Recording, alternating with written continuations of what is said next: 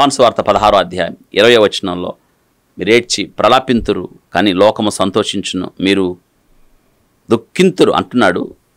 దుఃఖింతురు. అయితే దేవుడు ఏం చేస్తాడు తెలుసా? మీ దుఃఖం సంతోషమగును. అవును, ఆయన నియమించబో దినంలో మీరు దుఃఖం ఉందే, ఆ దుఃఖాన్ని ఆయనంట సంతోషంగా మారుస్తాడు. దుఃఖపడుతున్నారా? ఎంతకాలం నుండి? దేని కొరకు? అయితే మీ దుఃఖం దేవుడు అన్నాడు సంతోషంగా మారుస్తా. ఎంతమంది దుఃఖాలు తీర్చినవాడు ఆయన, నీ దుఃఖాన్ని తీర్చలేడా? ఆయన ఎవరో తెలుసా మనకి? దుఃఖాన్ని ఆయన తీసివేవాడు, కన్నీటిని తుడిచేవాడు, హృదయంలో సంతోషాన్ని ఇచ్చేవాడు. దేవుడు మనతో మాట్లాడుతున్నాడు. దుఃఖపడుతున్నారా? ఆయన నియమించబో దినం రాబోతుంది. ఆ దినాన్న మీకు అర్థమయ్యేదేంటో తెలుసా? అవును కదా, నేను దేవుని సంబంధిని కదా, ఆయన స్వకీయ సంపాద్యము కదా. దావీదు ఎలుగెత్తి ఏడ్చాడు. ఏంటికో తెలుసా? 31వ కీర్తన 9వ వచనంలో దుఃఖకరమైన అనుభవం. దావీదు తన దుఃఖ సమయంలో దేవునికి మొరపెట్టి ఏమంటున్నాడు తెలుసా? యెహోవా, నేను ఇరుకుపడి ఉన్నాను, నన్ను కరుణింపుము. విచారము వలన నా కన్ను క్షీణించుచున్నది, నా ప్రాణము నా దేహమును క్షీణించుచున్న. విచారాలు దావీదు కన్నులను దేహాన్ని క్షీణింపచేశాయి. విచారాలు. అయితే ఆ విచారాలు, ఆ దుఃఖాలు, క్షీణించిపోయిన అనుభవాలు అలాగే ఉన్నాయా? కానే కాదు.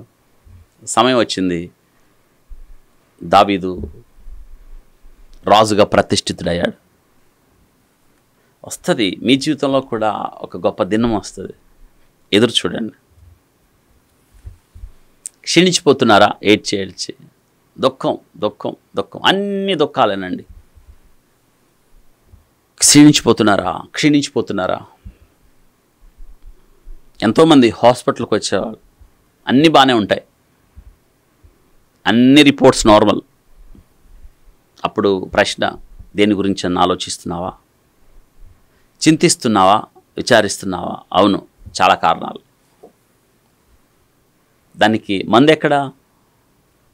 చికిత్స ఎక్కడా? దేవుడే చేయాలి. మీ మనస్సుకైన గాయం ఎవరు తీర్చాలి?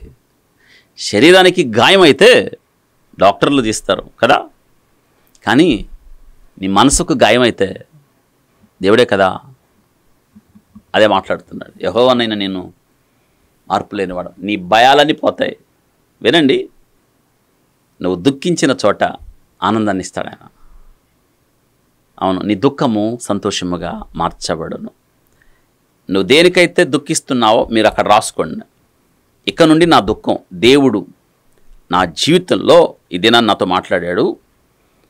దేవుడు నా జీవితంలో ఒక దినాన్ని నియమించాడు. అప్పుడు నేను ఈ విషయాలు తెలుసుకుంటాను. దేవుడు నాతో మాట్లాడాడు. నేనంట దేవుని స్వకీయ సంపాద్యం అంటున్నాడు.